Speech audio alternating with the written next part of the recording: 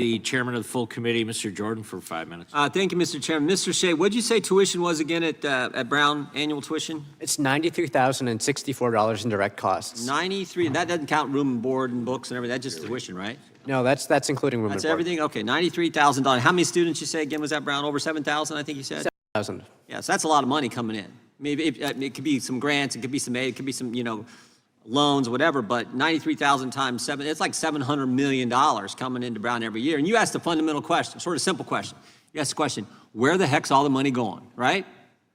And you said, maybe I'll check the administrators. How many administrators are having? You said, I think the number you said was 3,805, is that right? Yep. And then you sent a letter to these guys asking another fundamental question. What do you do all day? And what was the response you said? Most of them did get back with you? Most of them didn't respond, and we were hit with disciplinary charges. So the administrators couldn't respond to a simple question. You're taking in $700 million a year. What the heck are you 3,800 administrators doing? The administrators didn't respond, but the administration came after you. Is that right? Hey, folks. Welcome back to Conservative Chronicle, the channel where we stand for God, country, truth, and the Constitution, even when the left-wing media tries to twist it all into a joke. Today, we're diving into a so-called expose on Congressman Jim Jordan. The video comes from some comedian named Sean Patton in a series called Who Is?, which, let's be honest, is less about informing and more about smearing. Well, strap in, because we're about to set the record straight. First off, who is this guy? Sean Patton, a comedian. That's right, a comedian pretending to be an investigative journalist. This isn't journalism, folks. This is political theater wrapped in sarcasm and progressive talking points. These folks don't want to inform, they want to indoctrinate. That's right. When you investigate the administration, it turns out they investigate you back. Yeah, and it was interesting to me because the ranking member of the full committee and the ranking member of the subcommittee talked about academic freedom and the First Amendment. You were asking these questions on behalf of a student news publication, right? Right. Was it Brown? What's the name of your paper? Brown Spectator? Yep. And they come after you. Why do you think they did that? Why did they come after? Well, first of all, what did they come after you about? What did you allegedly do wrong? Well, first it was emotional and psychological harm, invasion of privacy and misrepresentation, and then they decided to charge me with violating the technology policy. Asking someone how they spend your money is emotional harm? That's what they alleged? Apparently. And then what happened in the investigation? Well, then they escalated and they charged the entire board of directors of the Brown Spectator for violating Brown's trademark because our publication is named the Brown Spectator, which is just a completely bogus claim. And are there other newspapers that Brown would use Brown in the name of the paper? Yes, our other newspapers, the Brown Daily Herald. Probably in the entire history of the university, there's been some kind of Brown publication, right? Certainly. Yeah, I mean, that's just ridiculous. Why do you really think they did it? Why did they really come after you? I think that they were upset that we unveiled the rot that was going on. All these administrators with pretty useless jobs, and that's certainly one reason they were mad at you. But I think it's probably more. I think they were trying to make sure no one else would do it in the future. That's always the way it works. The left comes after people. They want to chill speech so it doesn't happen again. Do you think that was part of their motivation? I think that certainly was true, but it backfired terribly. Sure did, because you're brave enough to keep talking. You can come here and testify, so God bless you for doing that. Now, you can have, I'll direct this to you, Mr. Martin, you can have a bloated bureaucracy when you're colluding on price and making sure you're not competing on price with other similarly situated institutions. Is that right, Mr. Martin? Yes. And you're not supposed to do that, are you, according to the law?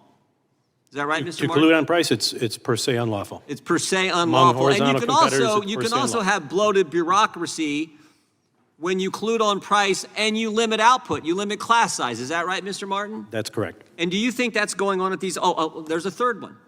You can also do all this if you engage in perfect price discrimination, where you get all this information on the student and their families, what they make, where it goes, what they owe, what their retirement is, all this information. You can say, that student can pay this amount, and you'll take it right to the edge where they can pay and get perfect price discrimination. So when you do those three things, you can afford to have 3,805 administrators for 7,000 students. Is that right, Mr. Martin? You make an excellent point. The more perfect the information, the more perfect the collusion can be, algorithmically or otherwise. Of course, and that's exactly what's going on. Is that right, Dr. Cooper? The evidence is certainly consistent with that, yes. That's what the evidence shows. And yet the other side says, oh, how dare Mr. Fitzgerald have this hearing? You got to be kidding me. They tried to chill the speech of a news publication at the university for a student they're supposed to be serving, asking a simple and fundamental question, And they want to chill that because they don't want anyone to look under the covers and see that they're colluding on price, they're limiting output, and they're doing perfect price discrimination. Imagine that. Imagine that. And we're not supposed to have a hearing? Holy cow. I want to thank the chairman for doing the hearing. I want to thank all of you for testifying. And Mr. Shea, thank you for stepping forward and letting the country know what's going on at these elite universities. Will the gentleman yield for a quick I question? yield back to the chairman. I'll yield, dude. You got... Well, no, I just wonder if your feelings are the same about the attacks on a private student publication called the Harvard Law Review taking place by the Trump administration right now. Well, I think the chairman or the ranking member knows that you and I have been strong defenders of the press. We have co-sponsored together the Press Act, defending the press. I will continue to do that. But I'm focused on the situation in front of us today, Mr. Shea at Brown University. I'm with you. Hold the thought, and more power to the free press at Brown and at Harvard. God bless America. Gentlemen's time has expired. That concludes today's hearing. We want to thank our witnesses. I have unanimous consent request. Oh, Mr. Nadler has a... Let's start with the facts they actually got right. Jim Jordan was a 4-time state wrestling champion and a 2-time NCAA national champ. You know what that tells me? Discipline, grit, mental toughness. The kind of person who works for everything he's got. Not some silver spoon Ivy League elitist. Jordan fought his way up. Literally. That's the American spirit. Now here's where the left loses all credibility. They go all in on this narrative that Jim Jordan knew about abuse by a disgraced doctor at Ohio State. Yet there's zero hard evidence that Jordan was ever informed. It's all hearsay, some of it from people who never even directly told Jordan anything. If there had been a report, he says he would have acted. But because he's conservative, they presume guilt. Funny how that works. Jim Jordan has served the American people since 2006 in Congress. And you know what makes the establishment nervous? He asks the tough questions. He doesn't sugarcoat it. He grills bureaucrats, defends our Constitution, and pushes back when unelected elites try to run the country from the shadows. That's what we elected him to do. They mocked Jordan for being pro-traditional marriage, for opposing radical LGBTQ agendas, and for standing up for his faith. Guess what? Millions of Americans believe in the same values. Marriage as one man and one woman. Religious freedom. The right to hold moral convictions without being labeled a bigot. Jordan didn't bend to the woke mob then, and thank God he's not bending now. During the Trump impeachment circus over a perfectly legal phone call, Jordan was one of the few with the guts to call out for what was another witch hunt. They wanted to remove a duly elected president over hearsay and third-hand rumors. Jordan stepped into the lion's den and exposed hypocrisy. That's why they hate him. They obsessed over the so-called whistleblower, but no one wanted to hear from the actual president, who said there was no quid pro quo. Sondland's testimony was taken out of context by the left and spun into a fantasy. Jordan saw through it. He asked the hard questions, cut through the noise, and made it clear this was all political theater to stop Trump at any cost. What we're seeing here, folks, isn't about justice or truth. It's about control. The radical left media wants to destroy anyone who dares defend Trump, challenge a bureaucracy, or stand up for traditional values. That's what this video was. A hit piece, masked as comedy, designed to discredit a man they fear. America needs more leaders like Jim Jordan. Fighters. Defenders of the Constitution.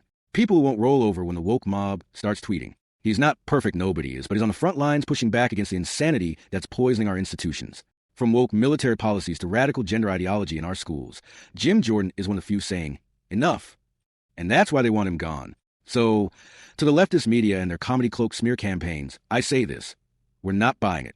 You can try to tear down Jim Jordan, Donald Trump, or any patriot who stands in your way. But guess what? We're still here.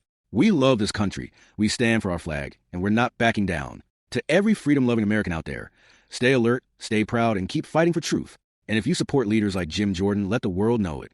This has been Freedom First Nation. Don't forget to like, share, and subscribe. And remember, freedom is never more than one generation away from extinction. God bless you, and God bless the United States of America.